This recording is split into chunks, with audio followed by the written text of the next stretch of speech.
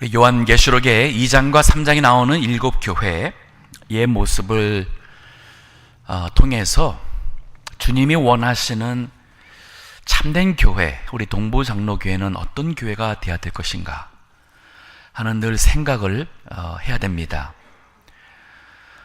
오늘은 두아디아 교회를 보면서 이 교회가 주님께 받은 칭찬과 또 책망과 또 주님이 주시는 권면의 말씀을 통해서 이 시대의 교회가 어떤 상황 속에 있는지, 또 우리 교회가 어떤 또 이 말씀에 비추어서 어떠한 상황에 있는지, 또 우리 각자의 신앙이 주님 앞에 어떠한 것인지를 우리가 돌아봐야겠습니다.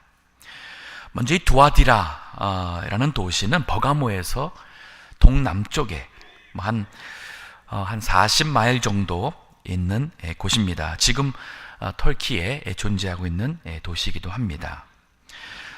사도행전 16장에 보게 되면은 바울이 빌립보에 선교를 하게 가게 되는데, 그 빌립보 교회의 첫 창립 멤버이기도 하면서 아주 헌신적으로 바울 사도를 잘 받들고 순종하고, 또 자기 자신의 집을 바울 사도에게 열어서 바울 사도가 거기 있는 동안에 그 집에 거주하면서 먹고 자는데 불평 없도록 하며 복음을 했던 그 루디아라는 이 옷감, 이 자주색 옷감의 그 옷을 파는 장사는 그 루디아가 그 출생한 고향이 바로 이 두아디라입니다. 두아디라.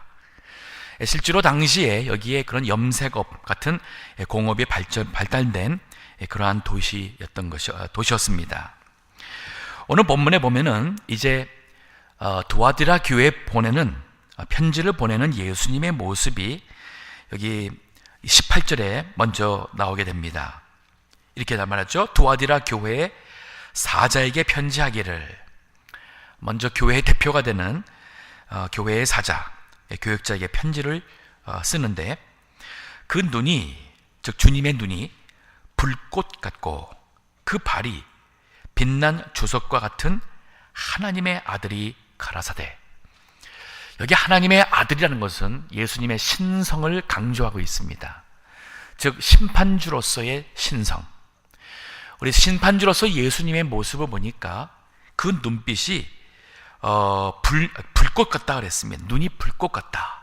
즉 겉으로 보여지는 모습, 그 이면에 있는 그 내면까지 다 살피시는, 은밀한 죄까지 다 아시는 우리 주님께서 그 발은 빛난 주석 같다는 것은 그 무서운 발로 심판하실 그러한 이미지로서 이 두아디라 교회에 나타났습니다.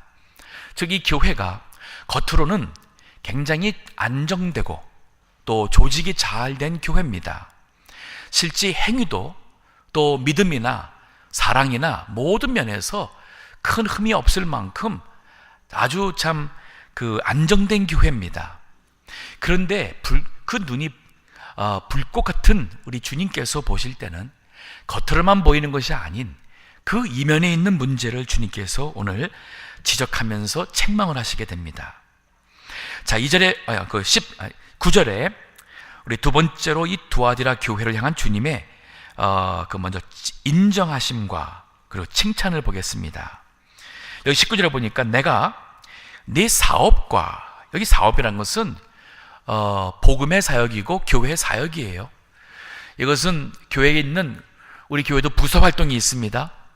우리 구제부가 있으면은 그 구제부에서 참 가난한 사람들 구제한다, 사랑을 베푼다 하는 그러한 모든 것들 같이 여기 내 사업과 또 사랑과 믿음과 섬김과 인내를 아노니 네 나중 행위가 처음 것보다 많도다. 보니까 시간이 흐름 속에서 교회가 더욱더 이러한 그 사역적인 면에서는 더 안정되고 그 사역이 더 넓혀져 가는 그러한 교회였어요. 자, 이 명단을 가만히 보시게 되면, 자, 이 교회가 복음의 사역을 잘하고 있습니다. 이 교회에 사랑이 있었어요. 에베소 교회 같은 경우에는 거기에 그 행위가 있었고, 사랑도 있었고, 믿음도 있었고, 인내도 있었고, 또 악한 자들을 용납하지 아니하고 자칭 사도라는 사람도 시험해가지고 그들을, 이 에베소 교회 같은 경우는 정말 모든 것이 다 있었는데 빠진 것이 뭐였냐면은 사랑. 이 주님과의 어떠한 그런 은혜와의 그러한 영적 그 처음 사랑을 잃어버린 것을 책망을 했는데, 아마 두아디라 교회는 그러한 사랑도 있었던 것 같아요. 그 사랑이 실제 그 사업을 통하여서 실천이 되었습니다. 믿음도 있습니다. 섬김이 있다고 그랬습니다. 그리고 인내가 있다고 그랬어요. 자, 이 정도면 참 얼마나 좋은 교회가 되겠습니까? 제가 지난주에 우리 그 7교회를 주님이 칭찬을 하고 또 혹은 책망을 할 때에 그 교회가 올바른 교회가 될 때에 그 믿음에 4가지 요소가 있다 그랬어요.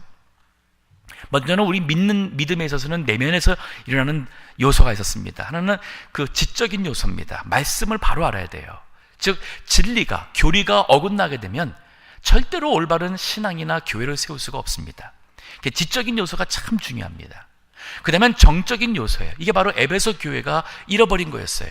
가슴이, 그 주님, 하나님의 나를 살아가신다는 그 이 복음의 말씀 때문에 가슴이 정말 뜨거웠고 감사했고 회개가 나왔던 이 정적인 요소가 또한 믿음에 있어서는 아주 중요한 것이었어요.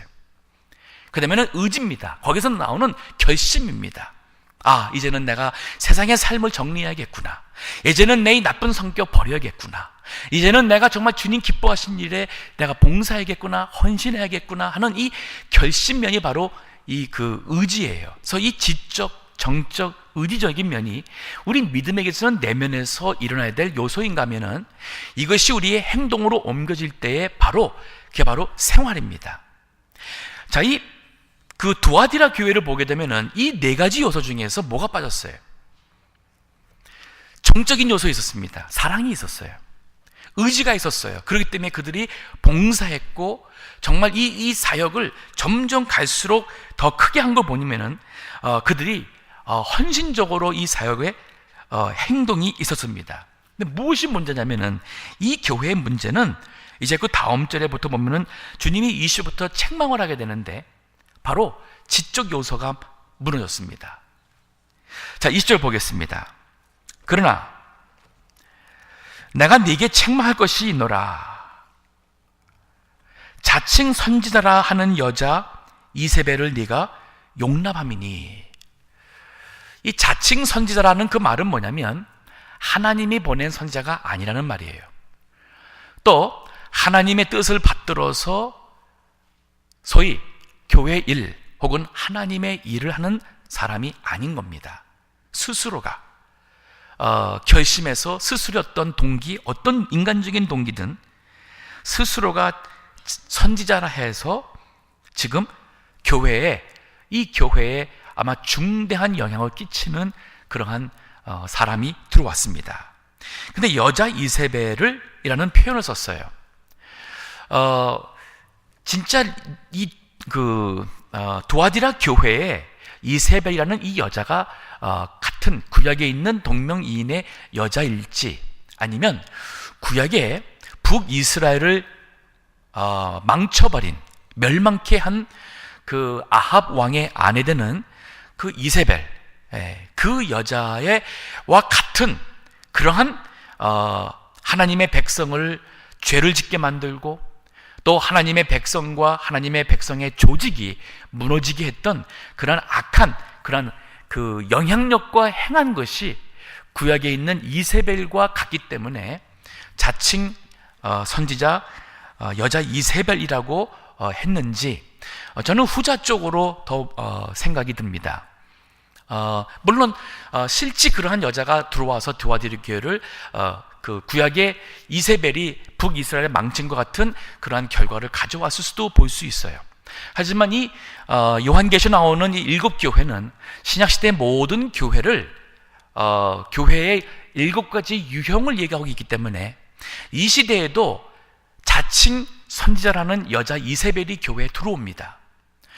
교단이나 노회도 들어오고 이러한 그 자칭 선지자 여자 이세벨이 교회를 무너뜨려요. 자, 어떻게 무너뜨린지 한번 보겠습니다. 자, 용납한 걸 보면은 모르고 한 게 아니었습니다. 이건 조금 아닌 것 같긴 한데, 그래도 그게 크게 중요한 게 아니겠지 하는 것처럼, 그러니까 이게 조금 양심적으로는 걸리는데, 이게 조금 이렇게 양보하기 시작하고, 허용하고 또 따라가다 보니까, 그만 그 영향력이 교회 안에, 이 지대한 그러한 힘을 갖게 되었는데, 자, 어떠한 일을 했느냐면은, 그가 내 종들을 가르쳐. 여기 내 종이라는 거 보면은 일반 교인도 있겠지만은 아마 그리스도의 종과 같은, 교회의 지도자 같은 사람들도 포함했다 보겠습니다. 가르쳐서 행음하게 하고, 성적 죄입니다. 우상의 제물을 먹게 하는도다. 우상의 제물을 먹겠다는 것은 우상을 섬기겠다는 것이고, 우상을 섬김을 통하여서 우상의 제물을 먹는 것은 우상을 섬김으로 본인이 어떠한 혜택을 누리는 거예요. 우상의 제물, 맛있는, 지금이야 먹는 거 가지고 우리가 크게 유혹받지 않지요. 하지만 옛날에는 이 제사 드리고 그 제사 드렸던 이 제사상, 또 제사떡, 아마 이것이 굉장히 많은 사람들에게 먹고 싶은 유혹을 주었던 것으로 생각됩니다. 저도 어려서 기억이 나요. 우리 부모님이 워낙 어려서부터 제가 이제 믿는 가정에 태어나서 제사떡을 먹어보질 못했어요. 그래서 저는 제사떡이 너무 먹고 싶었어요. 우리 부모님이 이 제사 못 드리게 했고, 또 제사 그런 떡이랄까 이것은 절대 못 먹게 해가지고, 그 이웃집의 아이들이 이 팥으로 이렇게 덮여 있었죠. 그 떡을 먹는 모습 볼 때마다 얼마나 먹고 싶은지 모르겠어요. 이게 바로 우상의 제물을 먹었다는 얘기 뭐냐면, 우상을 섬겼고 우상을 섬기면서 누리는 뭔가 혜택이 있었어요. 그러면 이것을 먼저 문자적으로 생각해 본다면, 실질적으로 교회를 무너뜨리는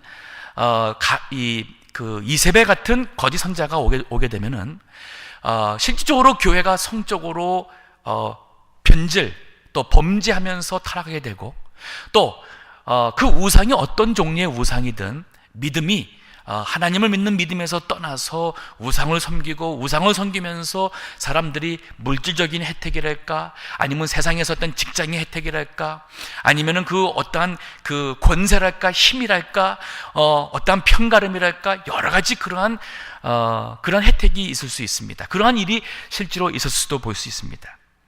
근데 이것은 우리가 야고보서 4장 4절에 보게 되면은, 우리 간음이라는 것에 대해서 육신의 간음이 있는가 하면은 영적 간음이라는 것이 있어요. 야고보 4장 4절 읽어주세요.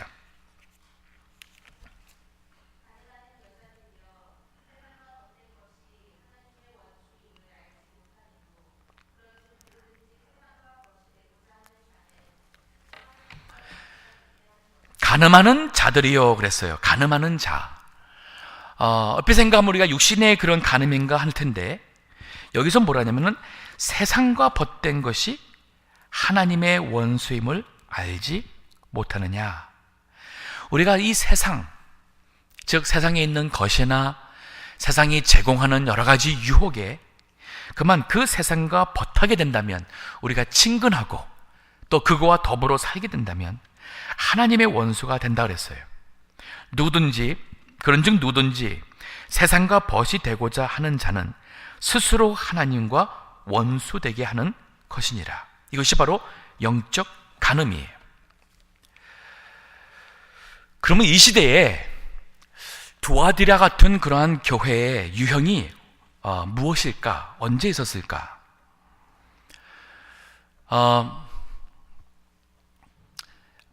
지금 이 시대의 교단 중에서 동성연애를 수용하고 2년 전에 교단 법을 바꾸어서 동성연애하는 것은 죄라 하지 아니하고, 심지어는 동성연애자에 대해서 교회의 모든 직분을 가질 수 있고 장로도 되고, 그 다음에 동성연애자를 안수해서 목사로 세우는 미국의 대표적인 장로교 교단이 있습니다. 근데 그 교단을 보게 되면 두아디라 교회처럼 교단적으로는 너무 외적인 조직이 잘 되어 있습니다. 구제활동 잘합니다. 그 교단의 대표적인 교회, 제가 알라바마 주에 있는 몬트메리라는 그 도시에 그 교단에 아주 대표적인 장로 교단이 있어서 제가 방문한 교회가 있었는데, 그 교회가 뭐로 유명하냐면 세계 선교로 유명해요. 그 교단에서 그 교회에서 우리 한국의 선교 초기에 선교사도 보냈던 교회입니다. 그래서 그 교회는 그 교회의 선교 역사에 대한 자랑이 아주 대단하고, 제가 그 교회를 방문했던 이유도 그 교회 자체에서 선교 컨퍼런스가 있었어요. 그 컨퍼런스 참석했는데 얼마나 그 교회가 선교를 잘하는지 모르겠어요. 근데 그 교회가 바로 그 교단에 소속되어 있어요. 동성연애를 수용하는 교단에 소속이 되어 있습니다. 행위가 있습니다. 사랑이 있습니다. 믿음이 있습니다. 섬김이 있고 인내가 있습니다. 근데 어느 때부터 그 교단에 거짓 선지자 여자 이세벨이 들어왔어요. 그러면서 인권의 얘기를 많이 합니다. 사랑인데, 기독교는 사랑인데, 동성연애하는 사람을 그들이 남자가 여자를 사랑해야 되는데 남자가 남자를 사랑하게 된 것이 타고났는데 어떻게 하느냐. 사실 그 동성애는 타고난 거라는 의학적인 그 증거는 아직 없습니다. 그러한 주장은 있지만은 의학적으로 그것은 의학적으로 증거되지 못한 것입니다. 그거를 인정하고 그거를 수용하고 사랑으로 감쓰는 거예요. 우리 그들의 주장하는 걸 보면 뭐냐면은, 성경에서 판단하지 말라 그러는데 왜 판단하느냐? 원수까지 사랑하라는데 왜 사랑하지 않느냐? 동성연애한 사람들도 사랑해야 된다 하면서, 물론 동성연애도 우리가 사랑해야 되지만, 그러나 동성이라는 죄는 우리가 용납하면 안 되는 거예요. 그럼 우리가 동성애자를 어떻게 사랑하느냐?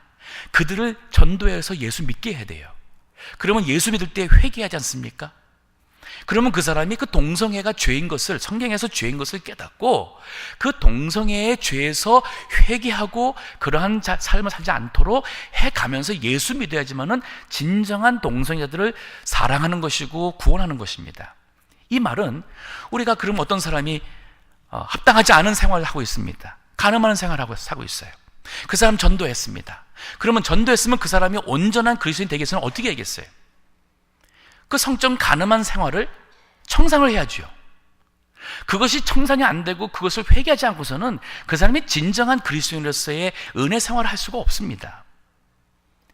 그럼 똑같은 원리예요. 이것이 우리가 동성연애라 해서 특별하게 우리가 다른 어떠한 편견을 가지고 우리가 그들을 정죄하는 것이 아니라, 이것은 똑같은 성경의 원리에서 우리가 동성애든 우리가 그렇지 않든 우리 모두는 다 하나님의 죄인입니다. 어떠한 죄를 많이 졌느냐 안 졌느냐는 것은 사람마다 달라도 우린 다 죄인이에요. 그러한 죄인들이 예수님 믿고 우리 구원받아 하나님의 자녀가 되었어요. 근데 안타까운 것은 이 시대에 많은 교단들이, 또 교회들이 동성연애에 대해서, 한 예를 들어서 얘기하는 겁니다. 동성연애라는 이 동성연애라는 것을 대해서 점점 이것을 이렇게 품어안고 용납하게 되는 분위기가 되어버렸어요. 그 분위기가 세력을 크고 얻고 해가면서 외적으로는 행위가 있습니다. 사랑이 있고 믿음이 있고 섬김이 있고 인내가 있고 다 있는데, 무엇이 문제냐? 자칭 선지자라는 여자 이세벨을 네가 용납했다 그랬어요. 그것을 용납함으로써 영적 이제는 죄를 범하게 되는데, 실질적으로 물론 그 동성애자들 삶은 굉장히 문란합니다. 엄청 문란합니다. 여기 아마 그 실질적으로 그러한 그 성적 그 행위도 있겠지만 이것은 영적인 겁니다. 그 동성연애를 우리가 하나님 말씀의 기준에서 보지 아니하고 용납하게 되면은 교회가 영적 간음죄를 범하게 되는 거예요. 즉 하나님의 말씀보다 우리는 각 사람의 인권과 각 사람의 선택과 또 이 시대의 어떠한 문화와 판단을 우리가 더 그거를 더 높이 사는 거예요. 이것이 하나님의 말씀을 떠나는 우상죄입니다. 그러면 여기에서 우상 제물을 먹었다는 게 뭐예요? 그 우상 제물을 먹는 것이 바로 이러한 하나님의 말씀보다 이러한 세상의 그 흐름을 더 선택함으로써 많은 사람들이 그걸 가지고 서로 아주 용기를 부어주고, 잘했다가 박수해주고, 참 그 용감하다 그러고 용기 있다 그러고, 이것이 바로 그거 하잖아요. 운동선수들도 자기가 이 동성연애자였는데, 게이였는데 그거를 부끄러워서 사람들이 숨기고 있다가 어느 순간 그거를 드러내서 나 동성연애자요 하게 되면은 뭐 뉴스에서 막 TV에서 용감하다고 막 그 기사 실어주지 않습니까? 이게 바로 우상 제물을 먹는 거예요. 또 그런 사람들이 힘을 모아가지고 하나의 무슨 큰 정치 그 세력을 가지고 어떠한 그런 사회적인 어떠한 영향력을 끼치는 그런 조직을 가지고 이걸 또 이용해서 정치인들은 또 그러한 조직, 그런 교단이나 이런 조직과 함께 또 손을 잡아가지고 자신들의 원하는 그 목적을 이루고 하죠. 이것이 사실은 어디까지 왔냐면은, 이것이 어디서 시작이 됐냐면은 1940년대 말에 WCC, 세계 기독교 협의회 조직이 이루어지면서부터 우리 근대 기독교에 큰 이 변화가 일어나기 시작했습니다. 사실 우리 한국 교단이나 미국 교단이나 많은 교단들이 WCC에 그 가입된 멤버들이에요. 그 WCC에 결국 하는 것은 뭐냐면은 연합운동입니다. 에큐메니칼 운동이라고.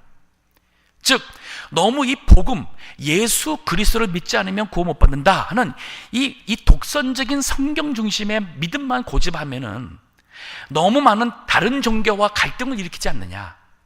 또 이것만 하게 되면은 이 성경에 보니까 아내들아 남편에게 복종하라, 순종하라, 이것 때문에 부부 사이에 여자가 여태까지 여자가 남자에게 억눌려 살지 않았느냐.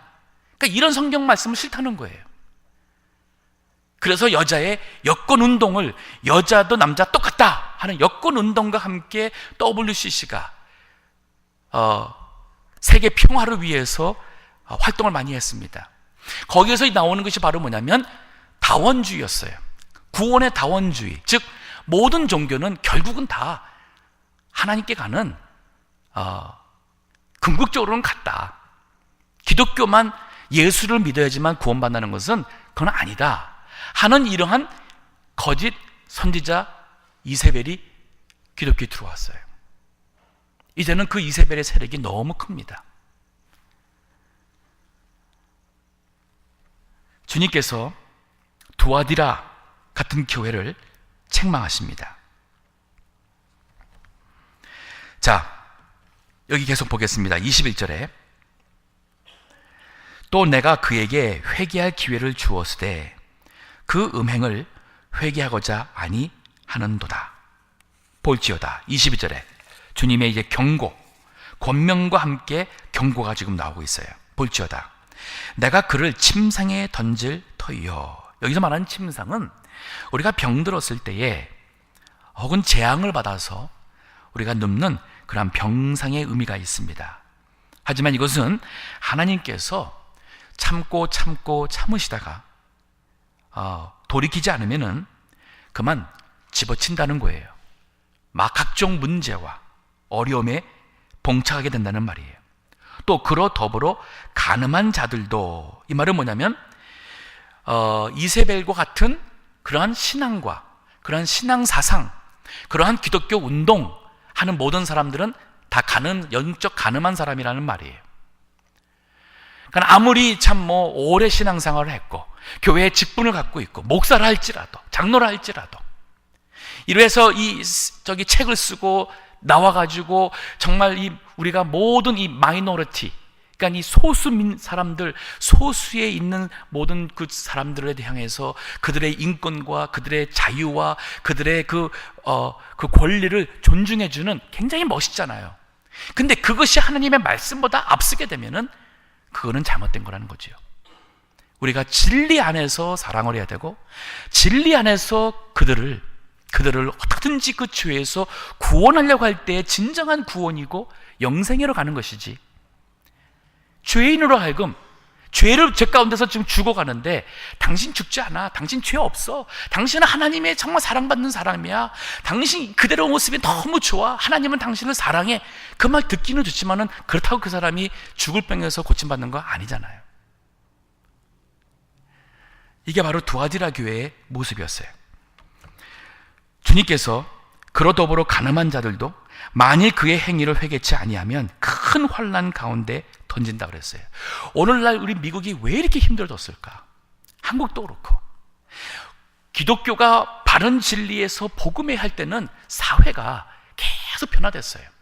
사회의 문제와 이 젊은이들, 청소년들의 문제가 오히려 없어지게 되고 가정이 회복이 됐었어요.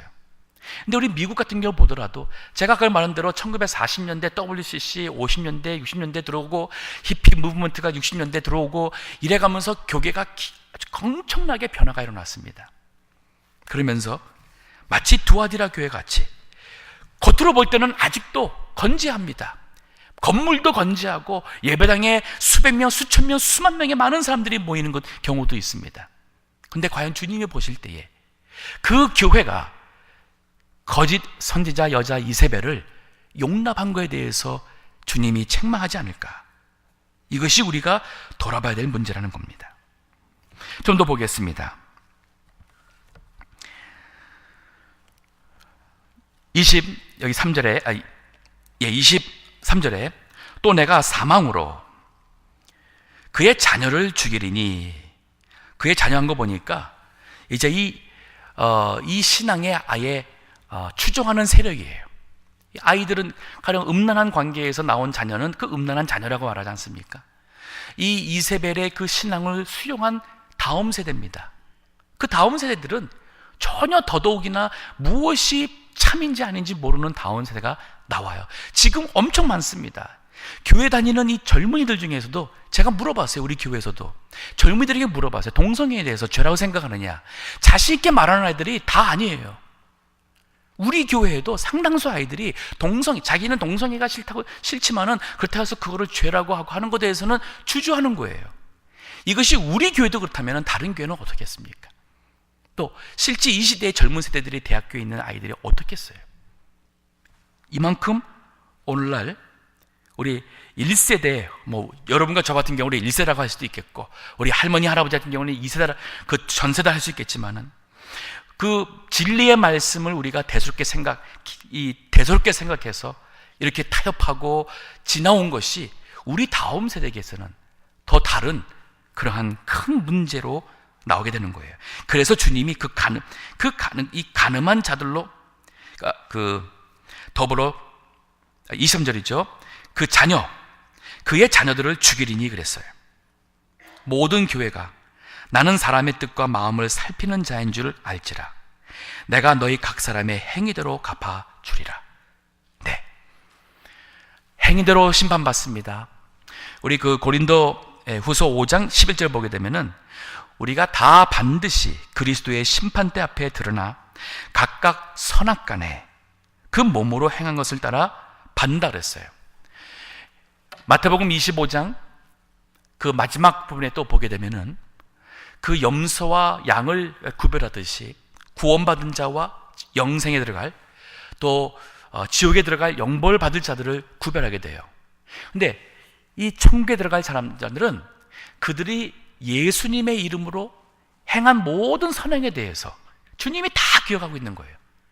우리가 언제 주님께 했습니까? 하니까 주님이 뭐라냐면은 우리가 주님의 이름으로 헐벗는 자에게 옷을 주고, 배고픈 자에게 먹을 것을 주고, 갇힌 자를 찾아보고, 이 병든 자를 돌보고 했던 이 모든 것에 대해서 그게 다 주님께 했다는 거예요. 우리는 이것을 참 믿는 사람으로서 우리가 선행을 베풀고 살아왔는데 그게 다 주님께 했다고 주님께서 그거에 대해서 상을 주시는 겁니다. 근데 역으로 지옥에 가는 사람들은 다 안 했대요. 그래서 우리가 언제 주님께 안 했습니까? 하니까 이 사람들에게 소작이 안 한 것 다 나에게 안 한 거라는 거예요. 우리가 주님의 이름으로 선을 베풀고 착한 일을 하고 사랑하고 또 아픈 자에게 그 아픔을 같이 하고 하는 모든 것들 주님이 기뻐하십니다. 주님이 갚아주신다 그랬어요. 여기 24절서부터는 마지막 약속의 말씀이 있고, 그리고 충고가 있습니다. 24절에 보니까 두아디라에 남아있어 이 교훈을 받지 아니하고 소위 사단의 깊은 것을 알지 못하는 너에게 말하노라. 그러니까 아직 이 소망이 있어요. 제가 아까 말했던 그 교단, 그 미국의 그 장로교 교단도 보면은 거기에 동성연애를 반대하는 목사님들과 또 교회가 그 교단에 남아 있어요. 그 물어봤습니다. 왜 그 교단에서 나오지 않습니까? 근데 우리마저 나오게 되면은 그 교단에서 그래도 성경적으로 누군가가 말해야 되는데 말할 사람이 없다는 거예요. 그래서 거기서 조금이나마 비태었던 역할을 하고자 그래서 남아있다는 거예요. 정말 그 일을 잘한다면은 아마 그 남아있는 거 가지고 우리가 탓할 수는 없을 것 같아요. 주님도 여기서 그렇게 말하고 있어요. 뭐라고 말하냐면은 여기 24절 마지막에 보세요. 다른 짐으로 너에게 지을 것이 없노라. 다만 너에게 있는 것을 내가 올 때까지 굳게 잡으라. 굳게 잡으라. 그러니까 우리 각자가 먼저는 또 우리 교회적으로 우리가 올바른 신앙과 말씀으로 계속 붙잡고 나가야 돼요. 다른 사람들이 어떻게 한다 할지라도 우리가 따라가면 안 돼요. 오히려 따라가는 건다면은 우리 믿음이 잘못되는 것이죠. 근데 여기 그 24절에 사단의 깊은 것을 알지 못하는 너희라는 걸 보면은 사탄의 깊은 것이라는 것은 뭐냐면은 이것이 사탄의 소금이었어요. 지금 교단에 들어와서 교단에 이 동성연애랄까 또 낙태랄까 또 다원주의 구원이랄까 여러 가지 이러한 그 사상들이 이러한 가르침들이 사실은 굉장히 깊어요. 그 때문에 웬만한 분들은 잘 분별이 안 되고 웬만한 분들은 거기에 속아 넘어갑니다. 근데 이것을 사단의 깊은 걸 알았어요. 그러니까 이러한 가르침들 여기에 넘어가지 않은 아직도 여기에 잘 알지 못하는 분들이 있다 그러는데 주님이 그 두아디라에 남아있는 그들을 향해서 권면을 했어요. 끝까지 내가 올 때까지 끝까지 잡으라. 우리 각자가 다 어떠한 그러한 사명감으로 믿음을 잘 지켜야겠어요. 소돔 고모라도 의인 10명이 없어가지고 주님의 심판을 피할 수가 없었어요.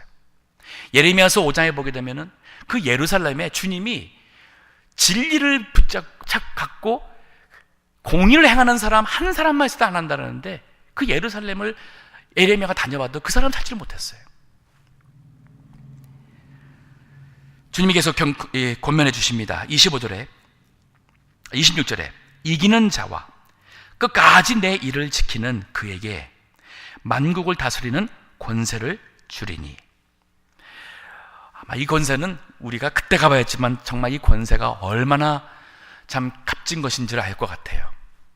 이 세상에서 우리가 주리는 그런 권세와 비교할 수 없는 우리 주님께서 주시는 이 권세. 이 권세는 우리 예수님이 하늘과 땅의 모든 권세를 다 가지고 계신 우리 주님이 주시는 권세입니다. 영원한 권세예요. 이것은 하나님의 영광이 함께하는 권세라 하겠어요. 27절에 그가 철장을 가지고 저희를 다스려 질그릇 깨뜨리는 것과 같이 하리라. 나도 내 아버지께 받은 것이 그러하니라. 내가 또 그에게 새벽별을 주리라. 새벽별은 어두움을 몰아내고 이제는 빛을 가져오는 별이에요. 이것은 희망이고 승리고 그리고 이것은 힘입니다. 예수 그리스도라고도 설명을 해요. 주님께서 이렇게 믿음으로 끝까지 이기는 사람들에게 이러한 영적 생명의 믿음이 되는 새벽별을 주신다 그랬어요. 귀 있는 자는 성령이 교회들에게 하시는 말씀을 들을지어다. 우리 교회 바른 진리, 전통적 말씀과 교리를 받은 교회예요. 우리가 이거 놓쳐서는 안 됩니다. 하지만 나가서 우리 교회는 믿음과 사랑의 행위와 열심과 소망과 인내 섬김을 통해서 주님께 칭찬받는 그러한 교회가 되기를 간절히 기도합니다. 기도하겠습니다.